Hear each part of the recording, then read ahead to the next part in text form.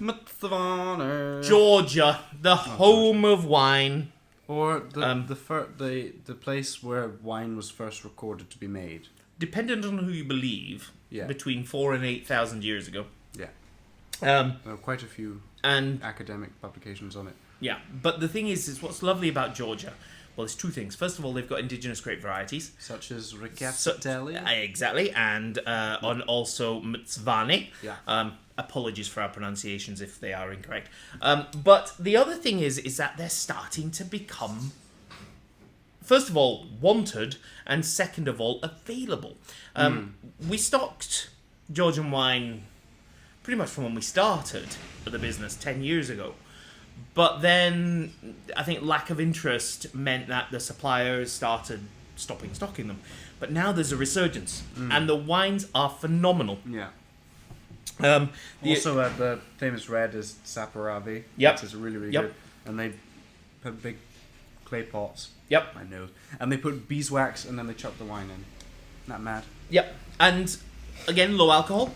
Yes. So again, coolness and freshness and liveliness. And so we're going to tell you a bit about this 2019 vintage, 12.5% or 12% alcohol. No, this one's 13. It's nudged up a smidge. Climate change. Also, the other big problem with all of these Soviet bloc countries is that a lot of their winemaking talent died off, and so I'm not saying that. Died off in some ways. Yes, and so you're seeing a lot of people from more established winemaking countries, Italy, France, so on and so forth, going over there and teaching the locals how to do it. Teach the natives how to do it.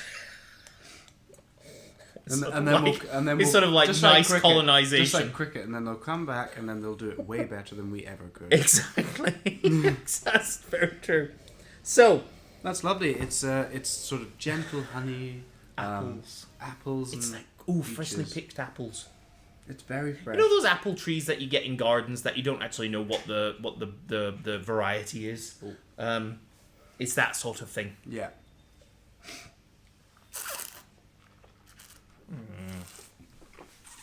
Wow. There is an unbelievable savoury character to that. Is that your first Mtsvane? Mm-hmm.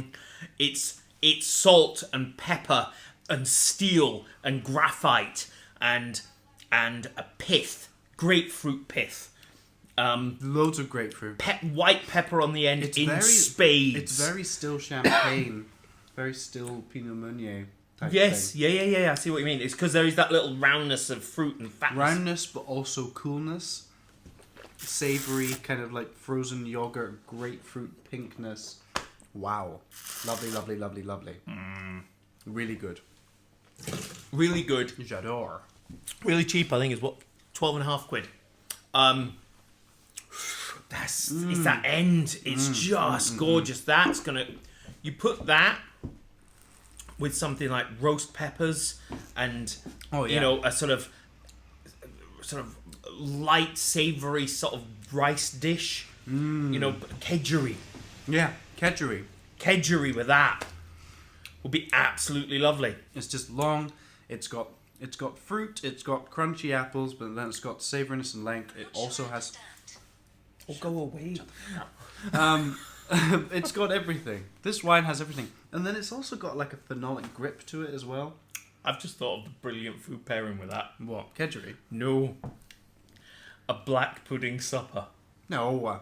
Yes. No. Yes.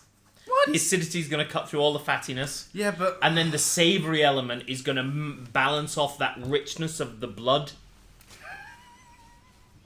Okay. We're going to try that. Guess what we're having for lunch? Just drink it by itself. We're having black pudding suppers for lunch. No. Simply so we can try this with a black pudding. No. Yes. No. Yes. You not like black pudding?